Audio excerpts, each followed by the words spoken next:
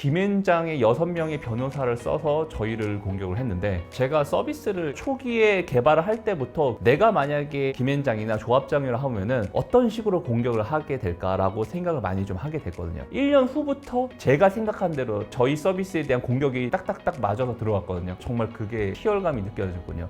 안녕하세요. 총연타 서비스를 운영하고 있는 레디포스트의 대표 곽세병입니다. 이 기존의 주총회 같은 경우 많이 알고 계시겠지만 부동산 영역에도 총회가 있습니다. 보통 재개발 건축 하시면 1조 넘는 공사들도 사실은 수두룩합니다. 그러다 보니 지저분한 일과 여러 문제점들이 발생하게 되고요. 이러한 오프라인 작업들의 불투명하고 비용이 가다하게 지출됐던 여러 가지 문제점들을 온라인 서비스로 개선하고자 하는 회사입니다. 저 같은 경우는 집안 환경이 넉넉한 편은 아니었거든요. 그러다 보니까 큰 돈을 벌어야지 해서 사실 창업을 한 부분으로 있었는데, 창업을 하다 보니까 내가 정말 돈만을 위해서 이 사업을 했다고 했으면은 너무 힘들다. 결국 내가 예상한 대로 사회가 바뀌었고 그런 부분에 사회가 날 인정해 줬구나. 무엇으로 내가 사업을 하는가에 대해서 다시 좀 돌아보게 되더라고요.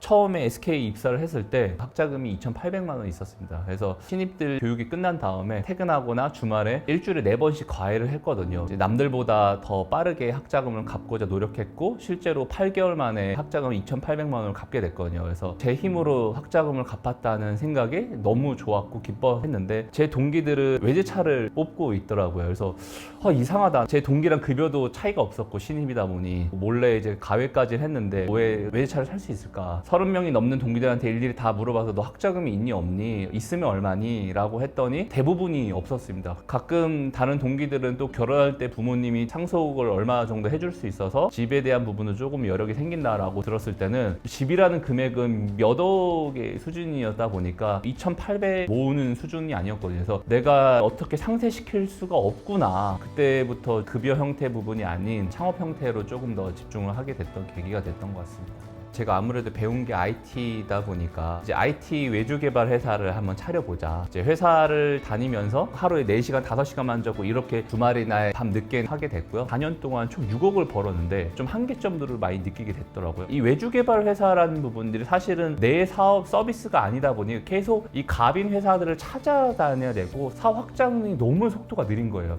그럼 내 서비스를 해야겠구나. 그럼 내가 관심 있고 사람들이 좋아할 만한 것은 결국 돈과 관련된 부분인 거고, 그때 마침 제가 있었던 빅데이터 팀에서 부동산 데이터 부분을 구하라는 미션을 떨어지게 됐거든요. SK에서도 부동산 데이터를 필요로 하게 된다고 하면은 내가 부동산 데이터를 많이 모으고 정말 효과적으로 한다면은 SK가 날 필요로 하겠구나 생각을 하자마자 바로 기존에 있던 사업들 모두 다 정리하고 퇴사를 해서 창업을 하게 되었습니다.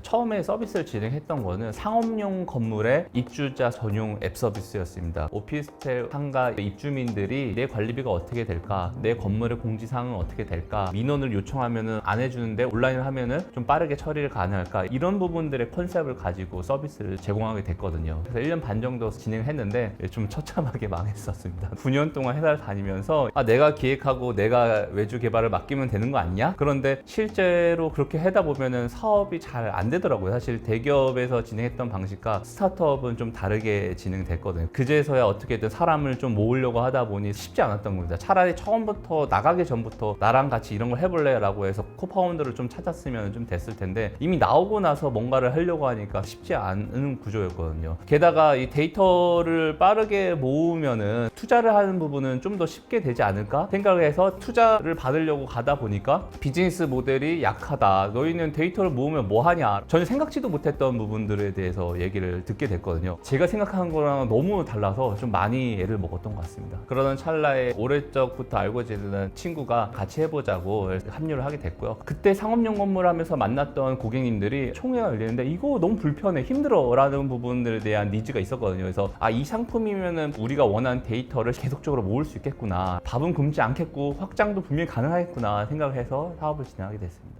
보통 재개발 건축에서 총회를 하게 되면 평균 1.2억 정도가 들어가게 되거든요. 근데 이 1.2억의 대다수가 사실 투표율을 높이기 위해서 한 30여에서 50명 정도의 사람을 채용을 해가지고 일일이 전화를 하거나 집집마다 찾아갔습니다. 참석률이 떨어지거나 투표율이 떨어지게 된다고 하면은 너무 많은 피해를 입게 되거든요. 왜냐면 둔총주공 같은 부분에서 잘 아시겠지만 1년 정도 사업이 지연되다 보니 조합원 개개인의 분담금이 1억씩 늘어났습니다. 그러면은 많은 사람들이 투표를 하고 참석을 하길 바라는데 기존 방식의 우편물로 발송을 하거나 현장 참석으로 뭔가를 하려고 한다고 하는 거는 너무 한계점이 있거든요. 이것부터 어떻게 보면 온라인으로 바꿀 수 있지 않을까? 라고 해서 이 우편물과 똑같은 효력인 전자등기 서비스를 제공하게 됐습니다. 그 다음에 또 의결을 진행할 때도 이거를 모바일로 하면 편하지 않을까? 라고 생각해서 이런 전자서명이나 전자투표 같은 서비스들을 만들어가지고 진행을 하게 됐습니다. 그러다 보니 30명에서 50명이 뭐 5명 이내로까지 막 줄게 되면서 투표율이 올라가게 되고요. 사업 기간마저도 단축시키는 효과를 가지고 있습니다. 그런데 편리한 대신에 생소한 만큼 분명히 전자문서라는 부분에 대해서는 소송으로 갈 수밖에 없는 사건이 될 수밖에 없다. 왜냐면 재산권 하나가 크다 보니까 분양가가 요즘은 10억 가까이 되다 보니까 1조 넘는 공사들도 사실은 수두룩합니다. 사업을 끌고 가야 되는 조합집행부의 권한이라고 하면은 사업 운영비 자체도 끌고 간다는 부분이거든요. 이렇게 비용을 많이 들임에도 불구하고 조합집행부가 원하지 않는 결과가 나올 거라고 예상이 되는 순간 이 부분에 대해서 다시 소송을 하게 되죠. 그러면은 어떤 식으로 공격을 하게 될까라고 생각을 많이 좀 하게 됐거든요. 그래서 처음을 만들 때도 일반적인 전자투표 서비스들을 많았는데 처음부터 하나를 모두 다 허점 없이 진행하려고 개발 비용을 좀 많이 들였습니다. 직원들의 반대가 있었는데도 불구하고 우리는 이거를 가지고 있어야만 우리의 이 시그니처 서비스가 될 수밖에 없고 그래야지 모든 사람들이 우리 서비스 쓸 거다. 나중에는 1년 후부터 정말 저희 서비스에 대한 공격이 제가 생각한 대로 딱딱딱 맞아서 들어왔거든요. 실제로 김포의 S보 조합 같은 경우는 저희를 찾아오셨거든요. 기존에 있던 조합 집행부가 너무 많은 문제를 일으킨다. 뭐 여러 가지 비리 문제나 건설사들이랑도 짬짬이가 있지 않을까라고 하면서 찾아오셨고 기존의 조합 집행부가 썼던 비용보다 70-80% 이상 더 저렴한 비용으로 총회를 진행하게 되었고요. 3일 만에 50%가 넘는 조합원들이 이 투표를 진행하셨고 조합이 바뀌게 되었거든요. 그러면 당연히 소송이 진행되지 않습니까? 그럼 그때 나왔던 부분이 이 전자적인 발송과 사람들이 의결했던 것들이 조작을 했다. 해킹 방식으로 되게 위험한 부분이다. 김앤장의 6명의 변호사를 써서 저희를 공격을 했는데 저희가 어떠한 위변조도 할 수 없도록 시스템이 구축가 됐기 때문에 안심하고 쓰셔도 됩니다. 라고 서면을 제출했고요. 판사분들이 그런 부분들을 모두 다 보시고 이거는 입증적으로 무조건 가능하다. 위변조나 대리투표에 대해서는 말끔히 이제 입증하는 계기가 되었습니다. 결국은 서비스를 운영하는 대표들은 내가 생각하거나 예상했던 부분이 실제 시장에서 맞아 떨어질 때 가장 행복한 것 같습니다. 이전에는 내가 어떻게 하면 돈을 더 많이 벌까 좀 집중했던 것 같아요. 큰 돈을 벌어야지 해서 사실 창업을 한 부분으로 있었는데 창업을 하다 보니까 내가 정말 돈만을 위해서 이 사업을 했다고 했으면은 너무 힘들다. 사실은 99%의 스타트업이 망하는 현실적인 문제에서 내가 1% 안에 든다는 것도 사실은 말이 안 된다는 거고 1% 안에 든다고 해도 돈을 많이 벌까라고 하면은 그렇지 않은 경우도 좀 많이 보는 것 같거든요. 어느 순간 돈을 벌려고 하는 사업이 아니게 됐구나.